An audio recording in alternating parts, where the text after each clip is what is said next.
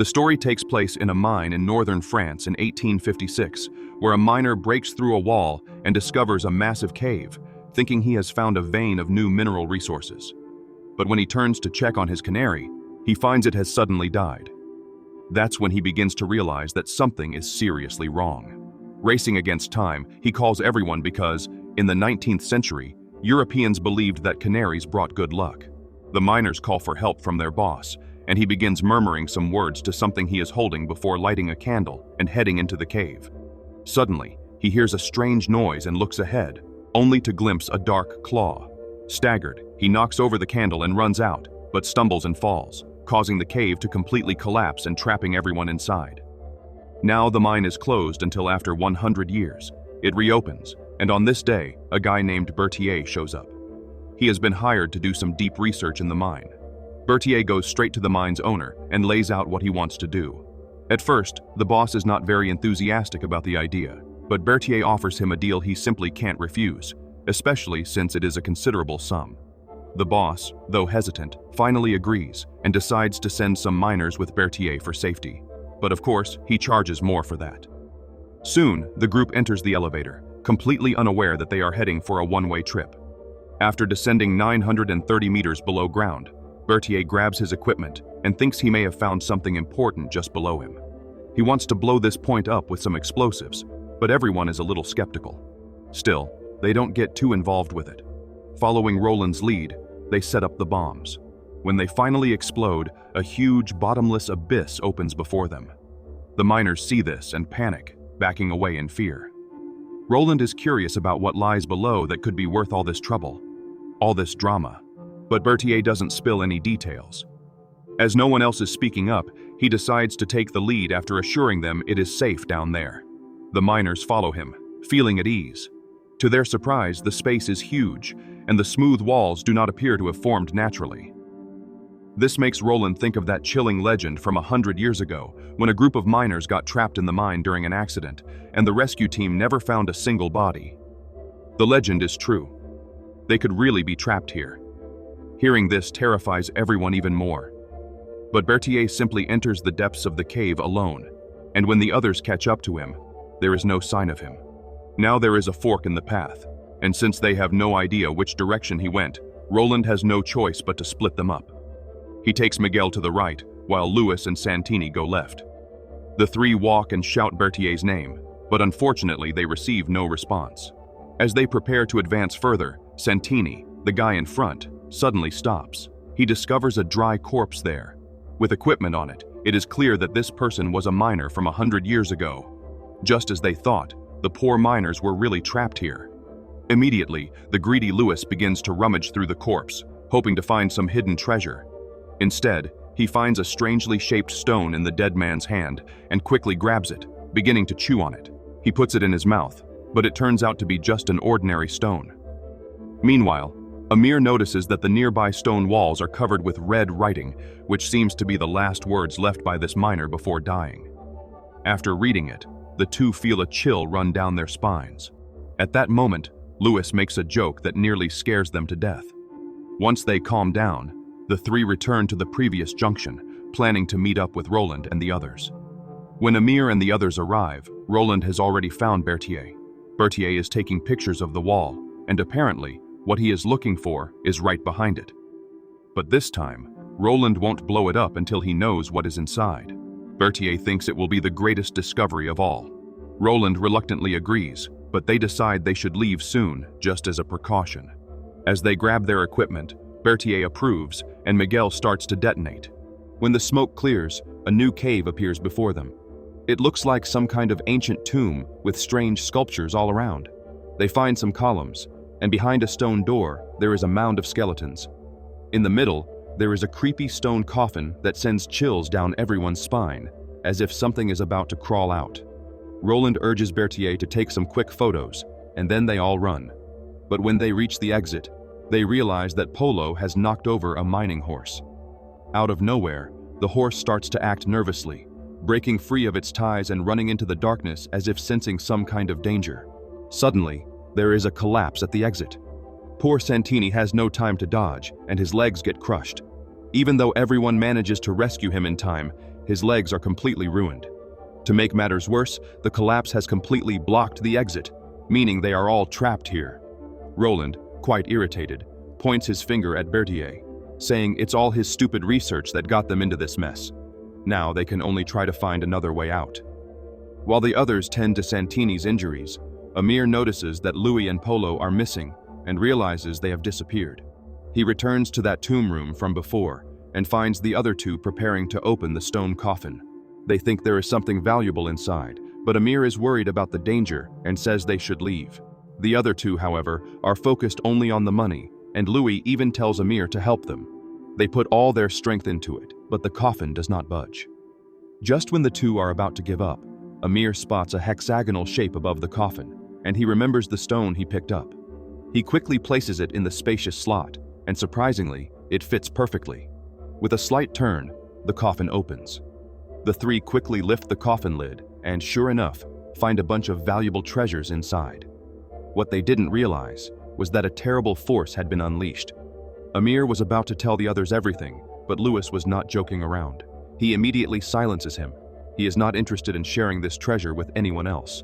He starts to threaten Amir, telling him not to tell the others anything.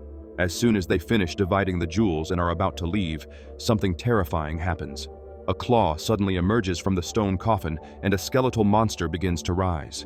Sensing that something is wrong, the two turn and run in terror. Amir hears a scream just as he sees them running, and since he feels that something is off, he quickly follows. When the three return with terrified faces, he asks what is happening, but before they can say anything, the monster chasing Polo catches him. But by the time the others arrive, the beast has already disappeared, leaving only Polo's mutilated body hanging on the stone wall. The horrifying sight shocks everyone. Roland quickly turns to Berthier and asks what that thing was, but Berthier doesn't have many answers. All he knows is that the sarcophagus is really ancient, contains a god, those were its followers, and this place is like an altar to it. At that moment, Louis remembers that Santini is alone and injured, worried about his safety, who is still trapped in the place. Everyone rushes back, and at that instant, they hear a strange noise, but it is all dark in front of them, and they can't see anything. He tries to grab the nearby mining lamp, but it's no use. The only thing he has to investigate is Berthier's camera. For a brief moment, he catches a glimpse of a figure that looks human coming toward him. Panic sets in, and he quickly switches to the second lamp. This time, he gets a clear view of what is coming his way. The humanoid creature grabs Santini just as Roland and the others come rushing back. They glimpse what is grabbing Santini and brutally tearing him apart right in front of them. Instead of being scared, the group is more irritated than anything else, so they attack the monster, but it disappears into the darkness. Fear sweeps over the group again, and everyone quickly gathers to decide what to do next. Berthier suggests that they return to the tomb room.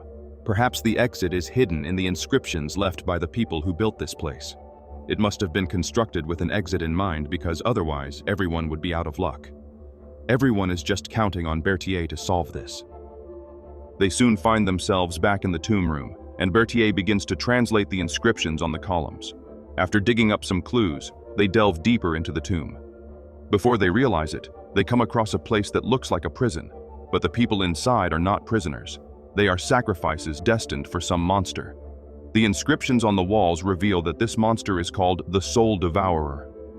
Suddenly, a noise breaks the silence.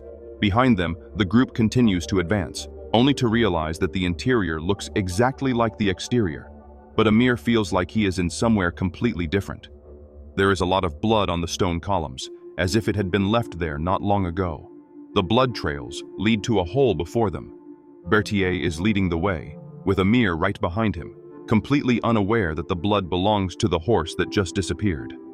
While everyone outside is distracted, Berthier quickly pulls the lever and slams the stone door shut. It turns out he knows that the secret to escaping is hidden in this cave. As soon as the people outside figure out how to escape, there's no way he'll last 3 seconds. After all this chaos is because of him, and so many miners lost their lives. He is just protecting himself. At that moment, Roland and the others are trying to open this massive stone door, thinking it is the way out, but it is seriously too heavy. But soon, Berthier spots an exit in the stone wall. Just as the two are getting ready to leave, Amir notices something. When the horse's body starts to move, he is shocked and tells Berthier about it, completely oblivious to the approaching danger. As the horse's body opens up, they realize that the monster is hiding inside. But instead of being afraid, Berthier becomes bold and approaches the monster, saying some strange things. To everyone's surprise, the monster hugs him. For Berthier, it is an emotional moment because all his research has been about this creature, like those believers who are totally attached. Amir is treating the monster like some sort of god, but in the next moment, Amir is so terrified that he wants to run away. He realizes that the switch is broken, so he can only scream for help. Luckily, with Roland and the others coming together, they finally manage to force the stone door open. As Amir comes out, he remembers to grab the notebook he dropped, for only he has the way out of there. At this point, he can't hold it in anymore and spills the truth. He says that Berthier started all this confusion, but if Loyas hadn't been so greedy as to want to open the coffin, none of this would have happened. They took the jewels from inside the coffin, and so many lives could have been saved. But Louis, even exposed, is still in denial. The jewels in his backpack tell a different story. Furious, Miguel punches him, but Roland intervenes to stop him and tells Louis that the jewels are no longer his. They are for the families of those who died. At this point, Louis has no choice but to accept it. Amir adds that he knows the way out and quickly begins to lead the three toward the exit. Little do they know that the stone door simply cannot keep the monster trapped. Amir is reviewing the notes Berthier left behind when he suddenly hears a noise. Everyone quickly turns off all the lights, trying to hide from the monster's attack. But Louis thinks this is useless and turns on the mining lamp, only to discover that the monster is right beside him. Upon seeing this, Miguel charges with a weapon, but the monster slits his throat. Even Louis is dragged into the darkness. Only Roland and Amir manage to escape by pure luck. The two quickly start to move toward the exit based on the notes, but Amir can't help but open up out of guilt. He admits that he was involved in opening the stone coffin as well, but Roland tells him not to blame himself. The main thing is to find a way out. When they finally arrive at the spot the notes pointed to, they realize there is no exit, just bones scattered everywhere. Clearly, these are the remains of the miners. All their efforts were in vain, and the two just sit on the floor, feeling desolate. In his frustration, Amir throws the notebook away. Roland picks the notebook up from the floor and accidentally finds another exit, a vertical well that the followers use to throw their offerings. This well must lead straight to the surface, and both feel hopeful about their chances of escaping. As they prepare to leave, suddenly, the monster drags Armin into a deep hole. Roland desperately tries to save him, but it is too late. Watching his team get eliminated one by one, he can no longer hold it together. But after gathering his strength, he knows he has no choice but to leave. After much trying, Roland finally arrives at the place he is looking for, a spot filled with bones, and right above him is the exit. Meanwhile, Amir, who has been captured, is still not dead. When he regains consciousness, he finds himself in a frightening place and starts walking cautiously. He spots a red light ahead and decides to follow it. As he approaches, he finds himself in an even larger cave with a bonfire made of human bones burning in the center. Sitting in a stone chair is this monster, still holding a nearly living Louis. Seeing this, Amir rushes to beg the creature, "Just let Louis go," and then Amir asks the monster what it really wants. The monster responds immediately, but Amir can't quite understand. Out of nowhere, the monster decapitates Louis and begins moving toward Amir as if trying to communicate. Due to Amir having used the key to open the stone coffin, the monster now demands his soul to be free. In return, Amir would become the next soul devourer. He pretends that he is on board with the deal, but inside, he is ready to fight. When the monster grabs him, he quickly stabs it with the dagger he has in hand while it writhes in pain. He then makes a desperate run through a narrow tunnel and ends up in that vertical well. Luckily, Roland is still there, and with his help, Amir manages to climb. But the monster's roar is getting louder and closer. Both hurry to climb as fast as they can to avoid being caught. Along the way, Roland leaves the last of his explosives in a crack. The situation continues to worsen, and when they can't keep the wick longer, they quickly connect the detonator. At that moment, the monster begins to climb as well. Roland is ready to blow up the explosives, but realizes he left the lever behind. After a moment of panic, he runs back to grab it before the monster reaches him. He finally gets the lever, but the nerves start to affect him, and he struggles to activate it. The monster is getting closer and closer, but at the crucial moment, Roland jumps down to help Amir. With smiles of courage, both detonate the bomb, and a monumental explosion engulfs the monster, marking the end of the threat. And the film ends with them seemingly dying in the explosion along with the monster.